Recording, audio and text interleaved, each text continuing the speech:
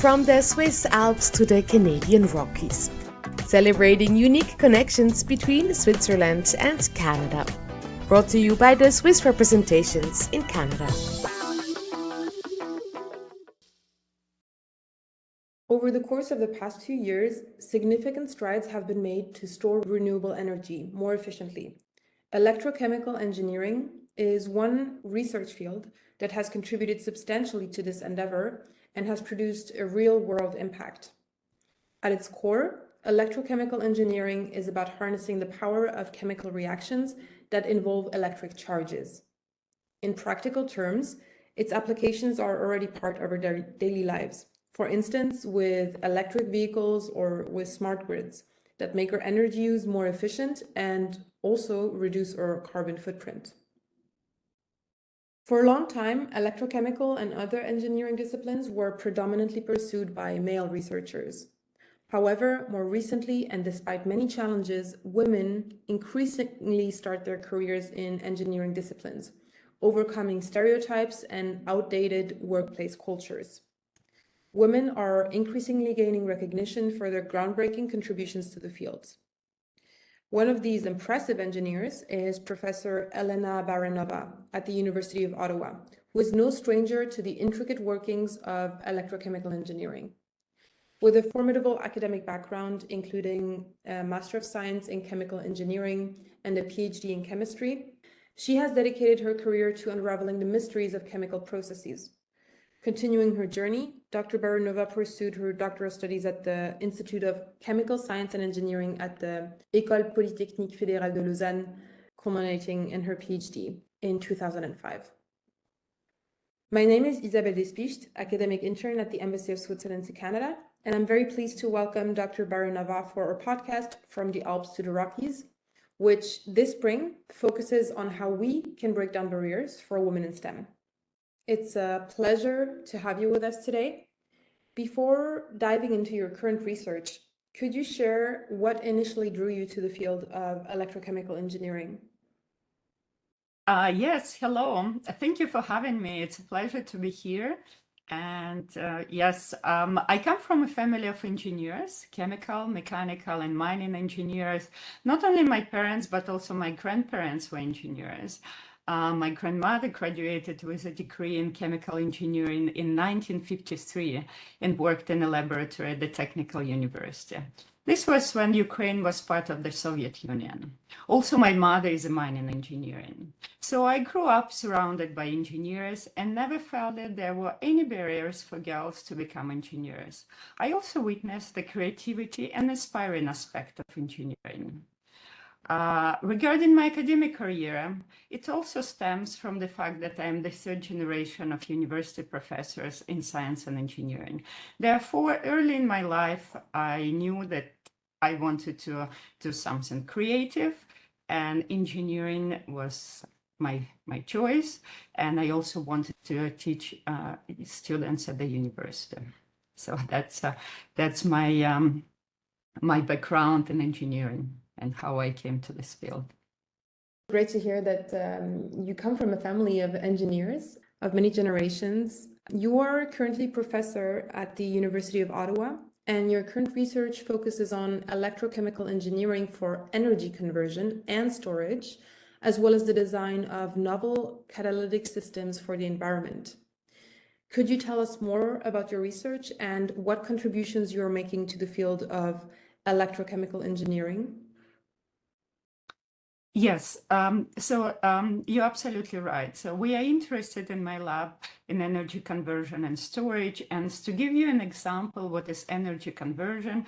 For instance, a fuel cell, which is a device that converts chemical energy stored in fuel into electricity. An example of a fuel cell is hydrogen fuel cell, where hydrogen and oxygen from air are converted to electricity very efficiently, with efficiencies that could reach 90%, and we will produce very clean electricity and just water. Meanwhile, an example of storage devices, it's for instance, lithium-ion battery, commonly found in laptops, cell phones, and electric vehicles, and they all represent a vital aspect of energy storage. And as the society shifts towards renewable energy sources like solar, wind, geothermal, and tidal power, the demand for energy conversion and storage devices continue to grow. So electrochemistry and electrochemical engineering plays a vital role in this transition. And to address these needs and to develop efficient energy conversion and storage devices, we're using various aspects of nanotechnology, catalysis, electrocatalysis to develop new materials and optimize electrochemical processes and systems.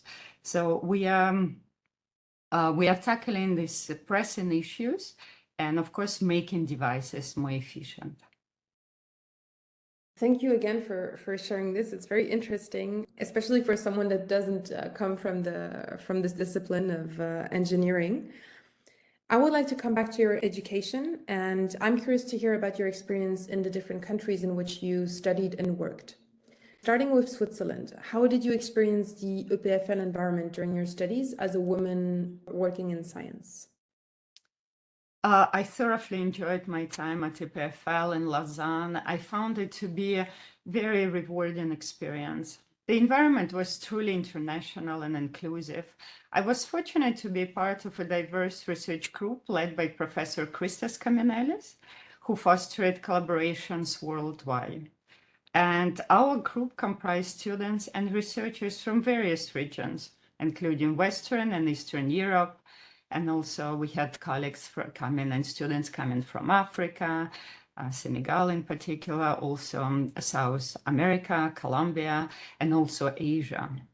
And in our group, we maintained a good balance, racial balance between male and female. Of course, it's all thanks to Professor Kamenelis, and he was instrumental in guiding us through all stages of our studies, providing valuable support and mentorship.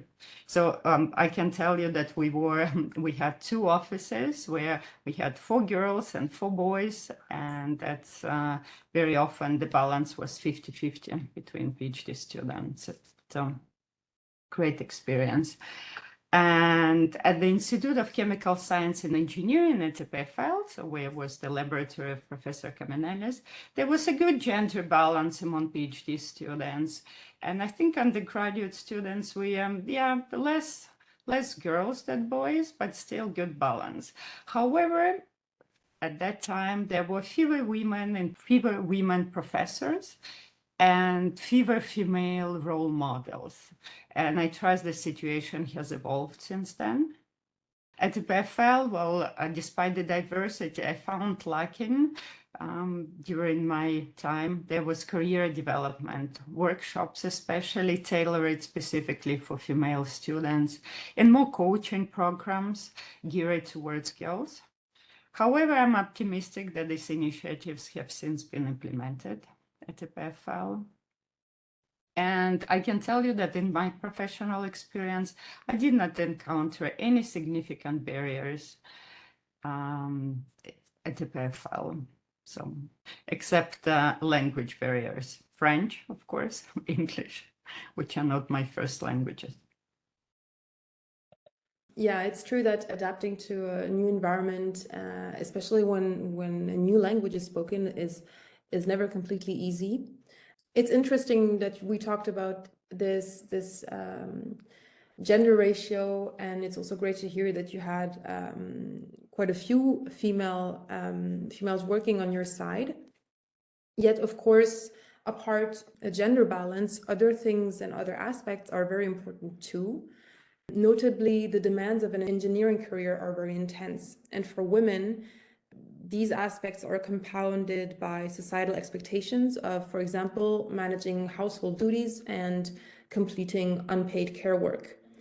Globally, women perform a staggering 76.2% of the amount of unpaid care work, which is more than 3 times as much as men, and this has profound implication for women's careers.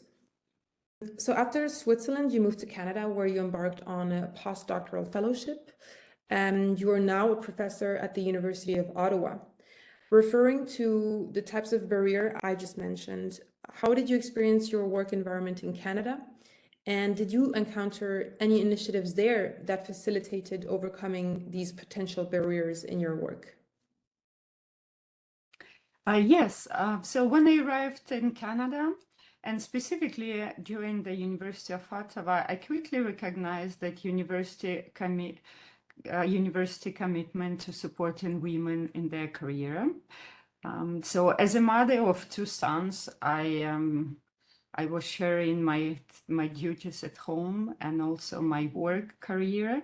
And I found that I had several role models at the university, but also I was able to attend several workshops tailored for women.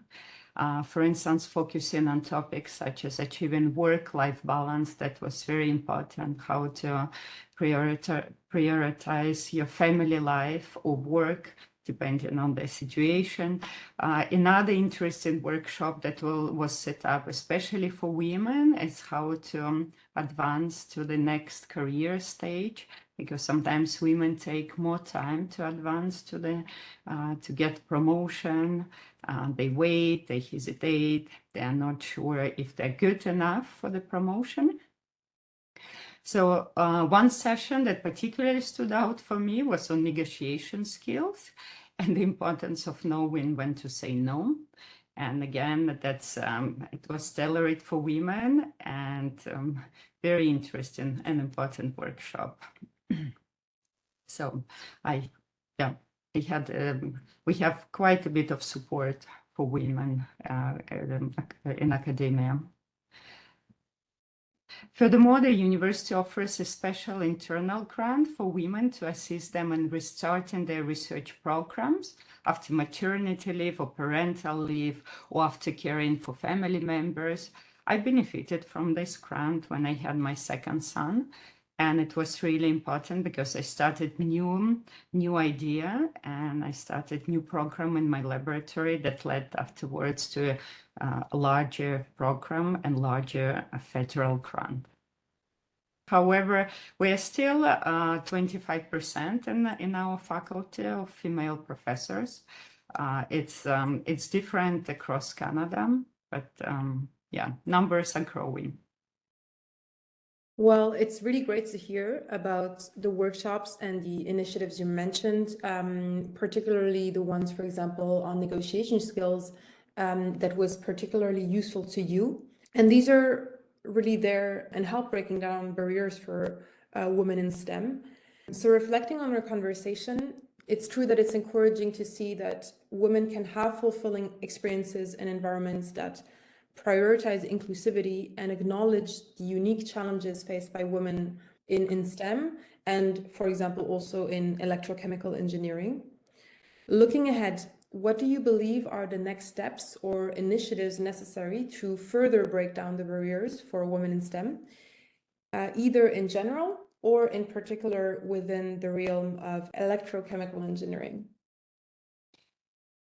Yes, that's very important because we are, as I mentioned, we are still underrepresented in engineering field, and to tell girls and show girls that they can do it, and there are many interesting aspects of chemical engineering, electrochemical engineering, or other engineering. It's important to engage them in STEM. I can give you a couple of examples what we do in the faculty, and then I think I can give you also some of the ideas that I think needs to be implemented. So in terms of attracting students, or female students in engineering, the faculty organizes a workshop called Go Eng Girls, and where girls in grades 7 to 12 can explore various fields of engineering and interact with current students and professionals. We also have a special scholarship available for undergraduate female students to join the professor's lab and engage in engineering research. But of course, we need to continue with education and outreach program and implementing educational initiatives that target young girls and encourage their interest in, well, chemical engineering or STEM fields in general from early age. Also, we need to have programs such workshops and maybe camps, summer camps and mentorship opportunities that can expose girls to electrochemical engineering and other STEM disciplines. What is important, and as I mentioned, it was lacking at EPFL, the role models and mentorship. So establishing mentorship programs and highlighting successful women in electrochemical engineering, what you're actually doing, Isabel, can provide aspiring female scientists and engineers with relatable role models. And this mentorship relationship offer guidance, support, and encouragement. And this is something that girls and women often need when they start their career or they want to advance in their careers. So, of course, diversity and inclusion policies, it's not only for us to try to do it from the bottom up, it should be also a from the top approach to down. So promoting diversity and inclusion within academic institution, research organization and industries is essential. And for that, universities need to implement policies that support gender diversity, such as inclusive hiring practices, for instance, and equal pay, which is important, and it's still important in engineering in North America and in Canada. And of course, flexible work arrangement that women can care for their families and also advance in their career.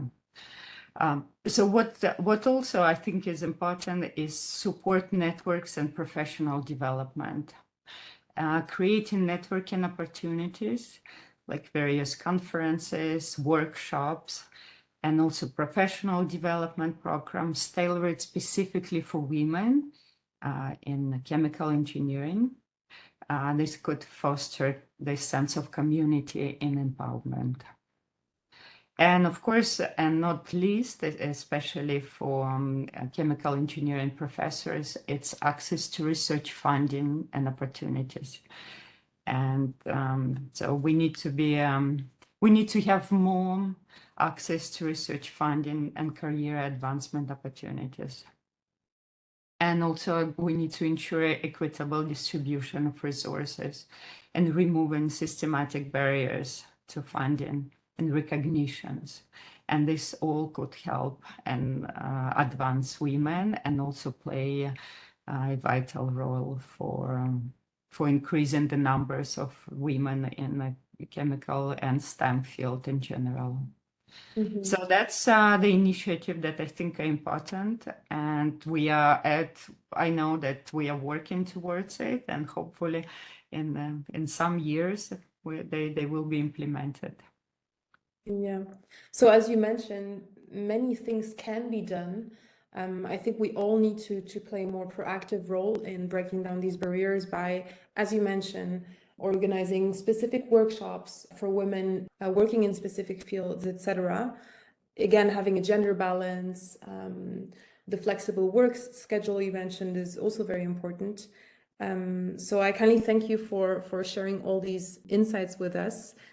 Your extensive experience serves as a powerful testament to the transformative impact of targeted initiatives on women, which again underscores the critical importance of fostering an enabling environment.